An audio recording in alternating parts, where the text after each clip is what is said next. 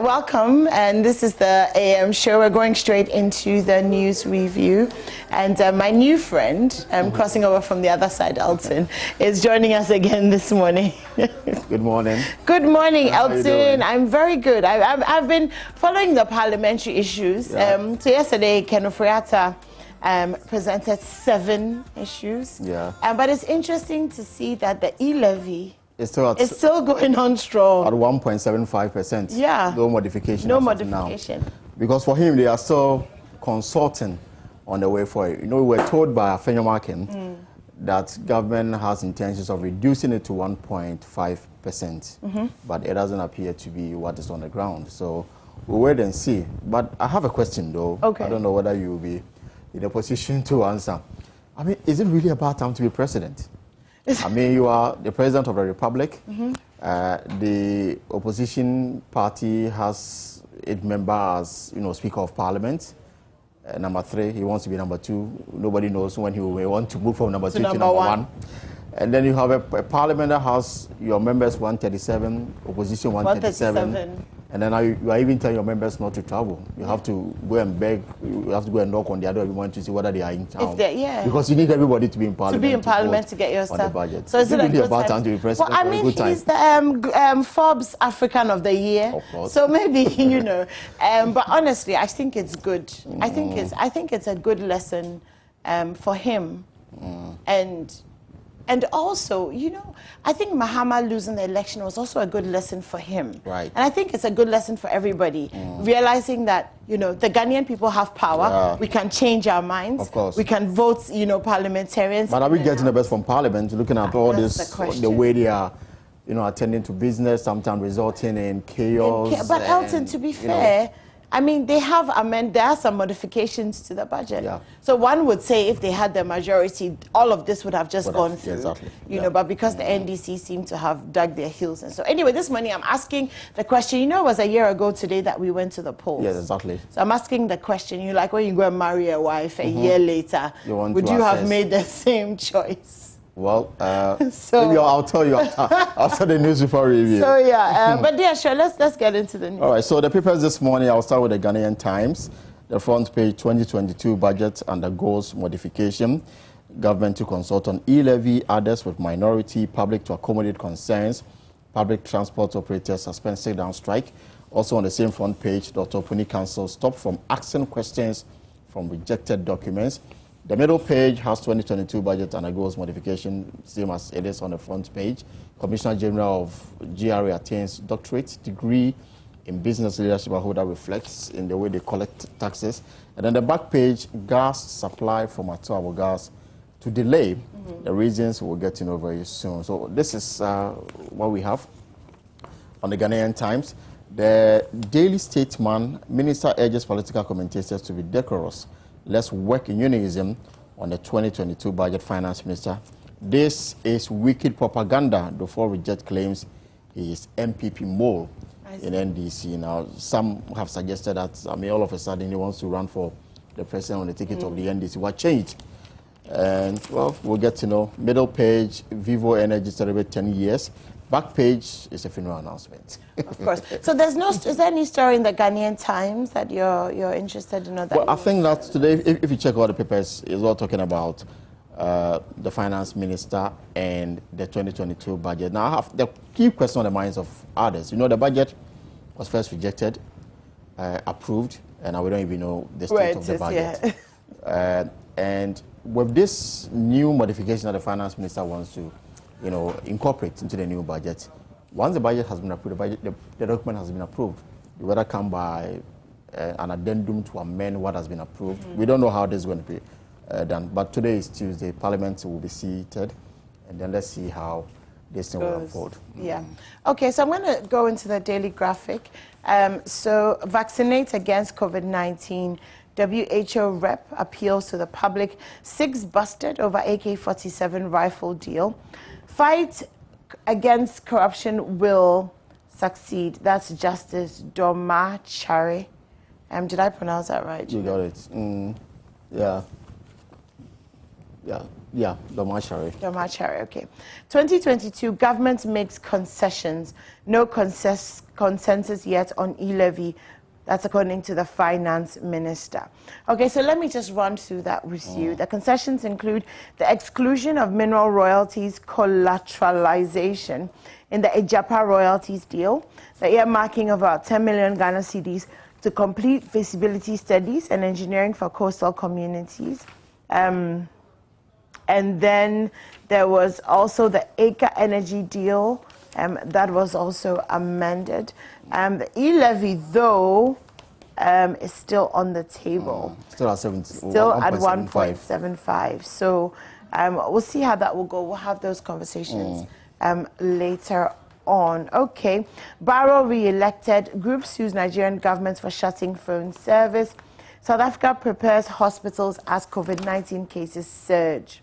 So South Africa's president, Cyril Ramaphosa, has said that hospitals are preparing for more admissions as the country enters a fourth COVID-19 wave driven by the Omicron COVID-19 strain. And that's what we're all a little bit wary of, you know, as our airports get busy, you know, with foreigners coming in and Ghanaians living outside coming in. And we get a little bit wary, you know, of transmission. So, anyway, I'm not done. Weapons trade booms as profits hits $531 billion in 2020. Okay, so weapon sales is doing well if you're into selling guns and stuff. Accept postings to where services are needed, Dr. Kuma Abaje urges. The university has been making conscious efforts with regards to the research agenda, and so it's necessary that the government supports that actively by providing the necessary financial support for the university's policies. Okay, so this issue comes up all the time when, you know, doctors... It's very important that exactly, when they're posted and people don't really want to go... Everybody want to stay in Accra, exactly. Yeah, exactly. So it becomes a problem. Compromise to trigger healthy debates in Parliament. That story there as well. Let me go to the center page. Yana lauds government for development initiatives. Allocate more funds to herbal medicine, Dr. Asari advises, and fight against corruption will work. Well, that's very hopeful. Right. So we'll see how that'll go. Let's see if we have some sports. Okay. Okay, looks like there's no... Oh, wow, there's actually no sport. Is it because... There is. Okay, so Kotoko hearts take... I mean, hearts of folk, like hearts of folk. Good morning, Ezolai. I think it's fair to say that Hearts of Folk, they are just local champions. Yeah. Mama Vio Abaji and all the loyal Hearts of Folk fans who are really beginning to look like Arsenal fans. This morning we greet you. You people are just like, I mean, how did you go and lose all your 10 goals in Africa. It's just... That's some kind of a record. It's terrible. It's terrible. Anyway, 1.9 million CD bus terminal abandoned in Tamale, and farmers to benefit from Côte d'Ivoire Ghana Cocoa Initiative. Okay, that's me done for the Daily Graph. Right, so the Ghanaian Times, some very interesting story. You know, yesterday there was this sit-down strike by commercial transport operators, and according to the paper, at least 20 drivers were yesterday arrested by the police in different parts of Accra for obstructing road during their sit-down strike. The suspect name with head were reported to have blocked some roads from Ablekuma to the Central Business District, deflating tires and alighting passengers from commercial vehicles and causing chaos, frustration on the road for commuters earlier in the morning.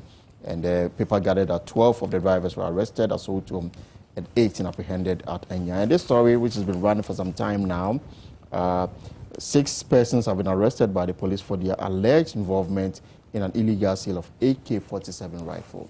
The issue is that some of these police officers, they rent their weapons to armed robbers, and then after the operation, they share in the booty. Wow. Now, some police officers have been arrested, and the story is that Wan Al-Hassan Jama, Bashir Salifu, Kasim Aninga, Muhammad Asako, Safu James, and Ibrahim Mohammed are in the custody of the police, assisting in investigation. And this was contained in a news release that came from the Ghana Police Service. Kwesi Fori signed it, and it says that the suspect are assisting to get to the bottom of this matter. Now, in the Opuni trial, which is ongoing, you know, there's been back and forth on this. Opuni lawyers had issues with the sitting judge and all that. Now, Justice Clement Honoriga yesterday stopped counsel for Dr. Stephen Opuni from asking questions from a document already rejected by the court. Mr. Samuel Kujo, lead counsel for Dr. Opuni, former CEO of Cocoa Board, was leading Mr. Charles Tete, former director of finance at Cocoa Board, and a witness in evidence. He asked the witness questions about the document, which is later written by procurement units of the Cocoa Board and addressed to the public prosecutor, dated February 25, 2024, for approval for sole source. Justice Bonamiga, who is a Supreme Court judge, sitting with additional responsibilities as a High Court judge, ruled out the document when the prosecution led by Mrs. Yvonne Atakura Obuobisa objected to the questions being asked of the witness by Mr. Kujan. 4 Konogo Domasi Senior High School students granted bail in an alleged murder case. So the sports page of the Ghanaian Times, Bechem United was robbed of victory against Olympics. We're saying this, the coach of Bechem United, Kasim Mengo Okansi, an 11 Wonders duo, remanded for 2 weeks. Their crime is that they attacked match officials during last Sunday game that took place at Cape Coast, and the players and officials have been remanded for 2 weeks for the journalism being dealt with by the Ghana Police Service. That's it for the Ghanaian Times. That's it for the Ghanaian Times. Okay, should I do the daily guide quickly? Sure. Top class laboratory opens in Accra. Drivers suspend strike. Yesterday was kind of confusing because there was no strike, then there was a strike, then the strike was called off, then there was a lot of places. Exactly. You saw a lot of people, you know, kind of waiting. At this point on my way to work, I'm told that Goyle is expected to reduce fuel prices as yes, actually, as at 6 a.m. I have some pictures. It was so 6.850. I have some pictures. I'm just trying to find the chart. Okay, here we are. So Shell was 6.850. Yep. Girl was 6.850. Total was 6.8. Yeah. So like you said, but we're expecting them to go down to 6.7. Yeah. So Super XP 6.7. Actually, both Super and Diesel coming down because it was just ridiculous, Elton. Like it was just climbing like. Yeah, because we are in a deregulated sector, which means that once the fact of the matter is that I think the reason why we are having this situation as relates to the oil prices going up on a daily basis because our city has become very weak. Because if you check the world market, fuel prices has really come down on the world market. But because our city is taking a beat down by the dollar, the reason why it will continue to climb. It's not the easiest. But if you have 40% of this build-up made up of taxes, then it means that government can actually do something about it. They can do a lot about it, actually. But I guess they don't want to, just like they don't want to touch the e-levy. Anyway, let me continue. Bench warrants for NDC MP. Finance Minister modifies budget, and SSI wants public-private action on SDG. So there's a bench warrant out for the Member of Parliament for Jomoro in the Western region. There's also a case of dual nationality against her. Oh, gosh, okay, she's in trouble, huh? You can't be a dual... no, you can't. You have to give up. Yeah, you have to give up one. Charlie. Okay, well, we'll see how that goes. Looks like somebody's out. Okay. Nigerian diplomat accuses UK of travel apartheid. Gambian incumbent declared election winner. Former Senator Bob Dole, dead at 98. May his soul rest in peace. 98 is a good age. Killing of man accused of blasphemy sparks protest. Okay, gender-based violence issues go digital. So that's interesting. And then entertainment. Jackie Appiah marks 38th birthday in Tamale. Belated happy birthday to Jackie. Have a fantastic one. Wizkid makes history with 2 mobile awards. Wizkid is really doing well. Yeah. Really doing well. Red Notice becomes the most watched movie on Netflix. 328.8 million viewing hours. Breaking the previous record that was held by 2018 thriller Bird Box, which had 282. And The Rock stars in that movie. So good stuff there. Nana and Ramaphosa push for more intra-Africa trade. Let me just do a few more stories. Cocoa Board CEOs don't write letters. Elton told us about that. Pat Thomas honored by 1957 events. I'm sure that had to do with the rhythms on the runway. Sure. Africa Magic has called for entries. Okay, interesting. Back page, Messi doubts Pochettino tactics. Court orders him to demolish 26 million euro hotel. Yeah. Because the balcony is just too big. That's the reason. Wow. I mean, they can't fix it. Yeah, they say fixing it will mean that compromising on the structural integrity. Yeah, exactly. Wow. So the only way out, and I'm told that when Messi was buying it, he didn't know that the council actually indicated that they were going to demolish the property. 26 million euros. That's a lot of money. A lot. Safa demands more FIFA explanation. Okay, that's it. That's it for the daily. So the statesman, Dr. Kwabena is talking tough these days. And former Minister for Finance in the Mills administration, Dr. Kwabena said his long years of support and service to the opposition NDC and the country is on record and undisputed. People have always associated him with the CPP rather than the NDC. Some say that he only worked with the NDC because his friend, late Professor Mills, was the president. That's the reason. So all of this is just gearing up to stand as of course, flag bearer. Yeah. So the one-time governor of the Bank of Ghana, who is seeking to lead the NDC in 2024, debunked the claim he is doing an MPP bidding by seeking to disrupt the 2024 presidential hopes of former President John Dramani Mahama. He says he's been an NDC and he continues to be an NDC. He says it's very unfair who will serve a country for 4 years and will not accept anything, no salary, no allowance, no ex-gratia. That's what he claims that he did. Why would I be a mole when my money is not my problem? That's what I'm talking for. And then remember that on the 18th of this month... Sorry, can I ask you a question? Right.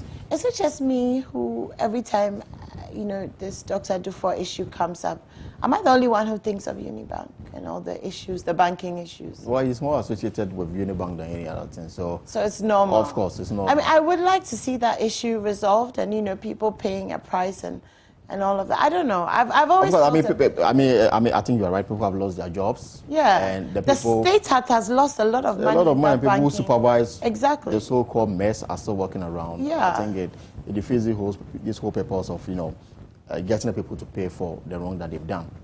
Yeah. And anyway. Yeah. So on the 18th of this month, December, the MPP is going to the Ashanti Regional Capital, Kumasi. It's a national delegates conference.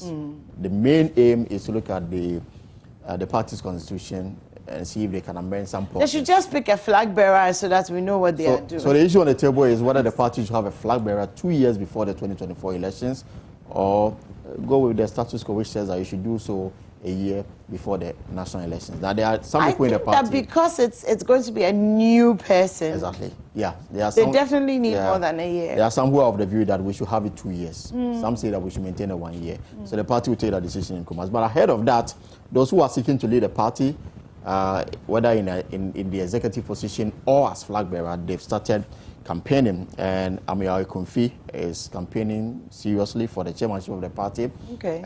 Stephen Asamoah Boateng, the former CEO of SIGA, and the man who's been running, but never gets elected. He's also running. So in Kumasi, they've already there are billboards all over. Welcome people to the Ashanti Regional Capital. And Amiari Kumfi, according to the statement, says that he's more than qualified.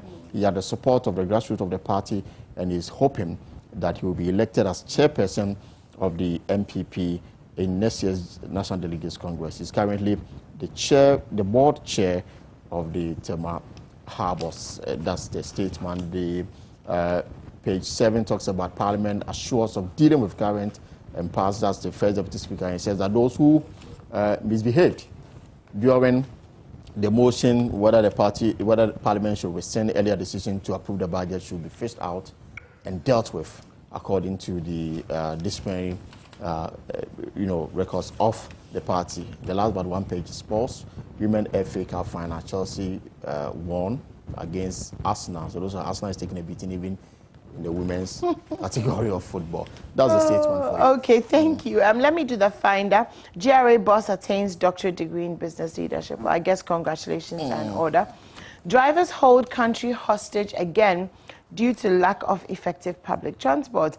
Indigenous natural skincare products company making waves globally. Executive Secretary of Côte d'Ivoire, Ghana, COCO Initiative, assumes office, and government modifies the 2022 budget.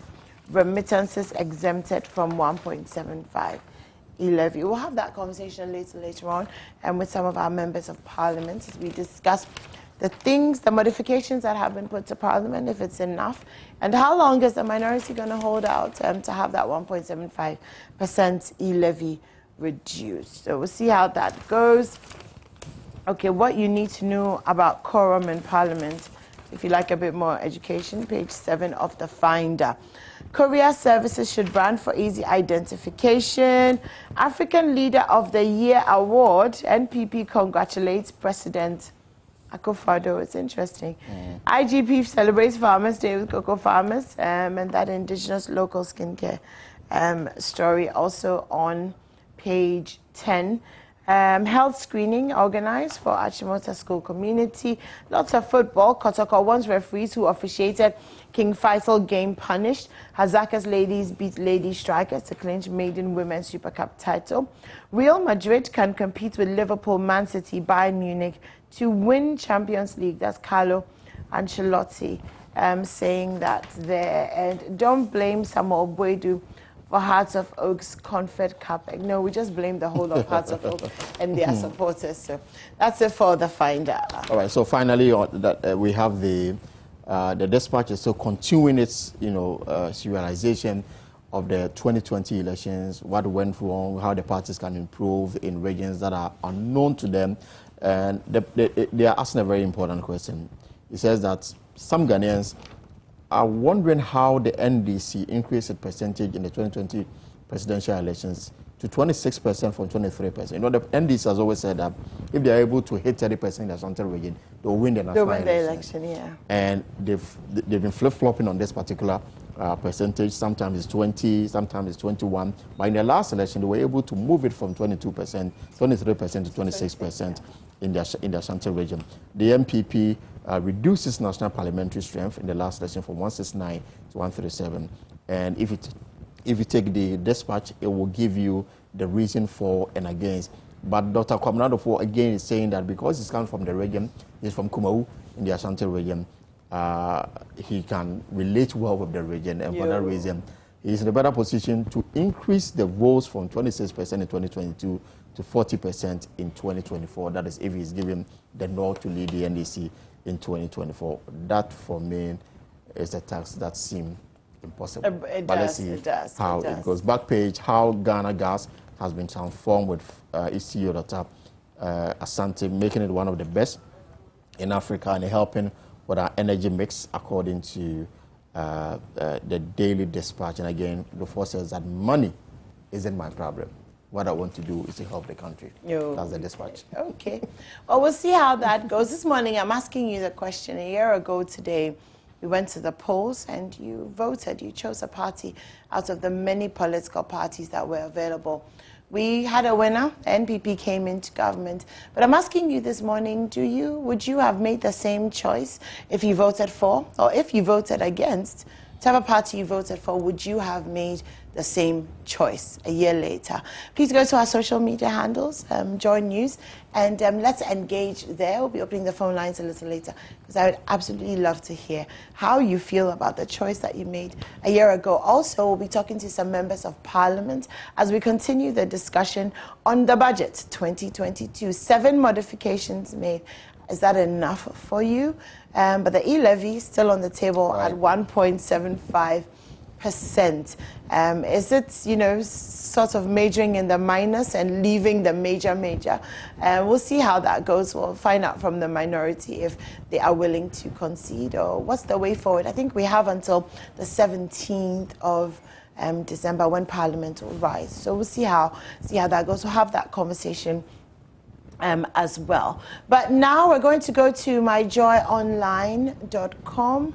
Let's see what's happening on myjoyonline.com. Okay, so government directs GOIL to reduce price of fuel after meeting with transport unions. You see, Elton, this question comes up, like you said, 40% of the fuel, what was being charged for fuel is taxes. Yeah. and the government can, this morning send a directive and that say, we are taking all the taxes out. Reduce prices. Then why don't they just do that? Why do you want to keep these taxes, at this 1.75? And I was reading the finance minister's statements where he said, it's sharing the burden and it's paying the price. But no matter how much you try to share the burden, it's still our infrastructure is such that we don't have the capacity to tax everyone. Exactly. I mean, it's very interesting if you look at it. Now, according to the DVLA, how many vehicles do we have in the country? 1.2 million.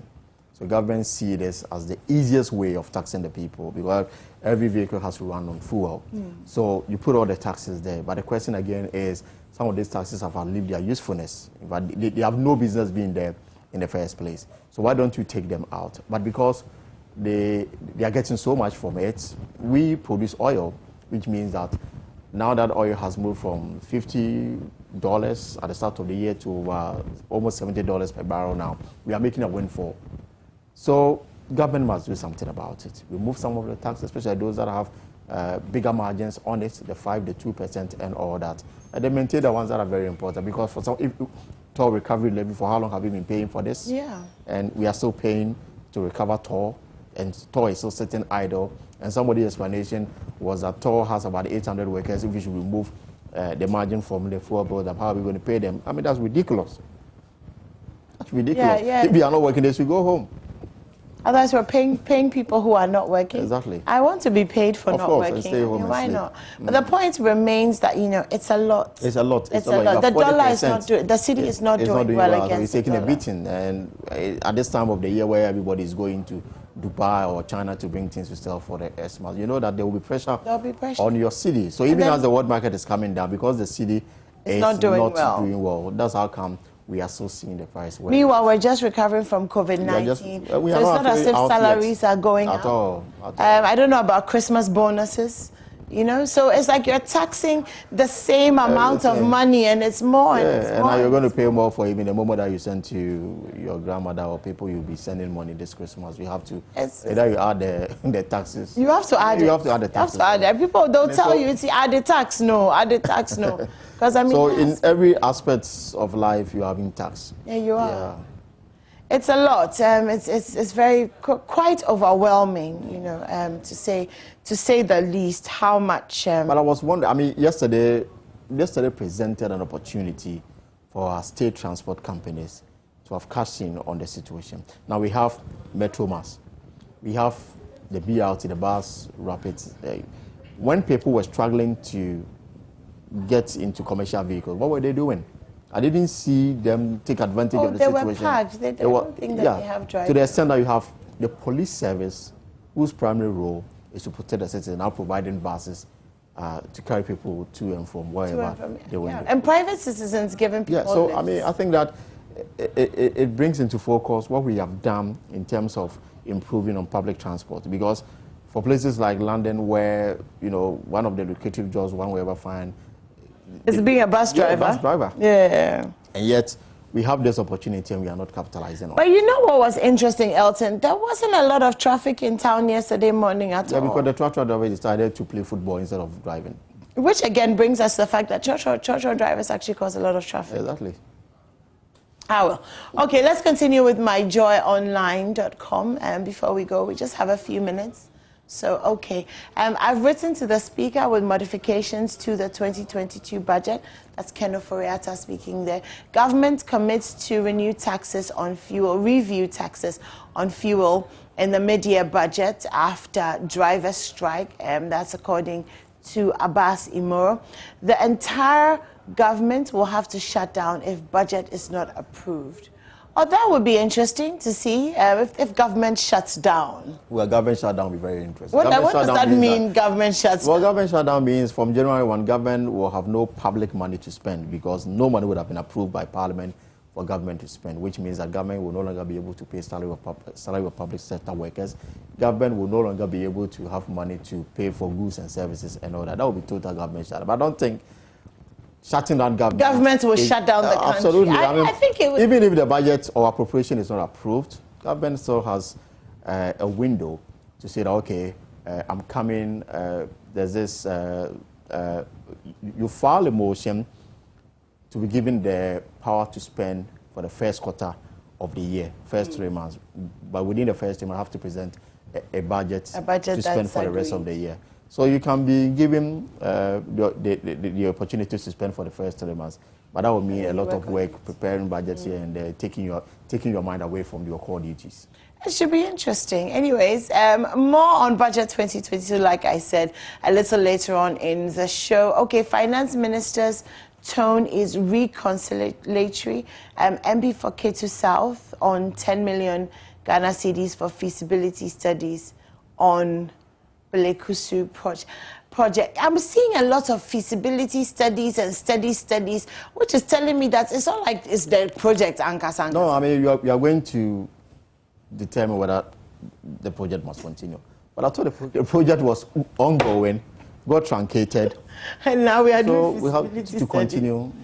Oh boy, oh boy, oh boy. Anyway, I'm sure we can trust the minority to speak for us. I'll be putting it to them, some of these issues. If you have some issues that you would like us to address as well, please go to. But there's this interesting fight between Jifa Gomashi and the Energy Minister over some comments he's alleged to have made. Oh, okay, tell me about it. FM. I think on Thursday, the Energy Minister said that because the 2020 budget that was approved by Parliament did not capture anything relating to the Keta Sea Defense or the Belekusu Sea Defense Wall, and now the NDC is insisting that there should be a provision for the Sea Defense Wall, then government must at all costs find money to go and do it. But if government should listen to the concerns of the Voter Regional Caucus or the NDC and say that we are going to, for example, now that we have been told that 10 million will go into feasibility studies, then he's going to lead some kind of a demonstration in the Ashanti region, because there are concerns, there are challenges everywhere across the country. Everybody has issues. But if somebody's pressure will get government to modify the budget, then people in his constituency also have concerns, and he may have to lead a demonstration to get those concerns also fixed. I see. In the budgets. Well, he has the right to demonstrate, so go ahead. You know, we are tired at this point, basically. I mean, because it's sad, you know, when something comes up, and you know, it's funny because the NDC MPP do it all the time. When you're speaking to the MPP, for example, about something that's wrong, then they'll go, yes, but you know, the NDC left us with this debt, and we inherited this debt, so we have to do, yeah, but you know, like, let's move on in life. You know, we know you were left with this or that. We know you have problems too, but if we're talking about one issue, let's finish the issue. You know, why do you have to? You know, why must it be a win or lose? Why can't we find a place where it's win-win? Anyway, more of that when we have the budget conversation later on. I was just telling you that you should go to our social media pages. Let's get interactive. I'd love to know what you think. And if you go to Facebook, we have some questions up there for you. Tell me what you think about your votes. Tell me what you think about the modifications. We'll be opening the phone lines. Today's show is about you. We're going to be very, very interactive. Okay, we're taking a quick break. When we come back, Muftal is here with the sports, and after that we get into all of our conversations. This is still the AM show. Stay tuned in.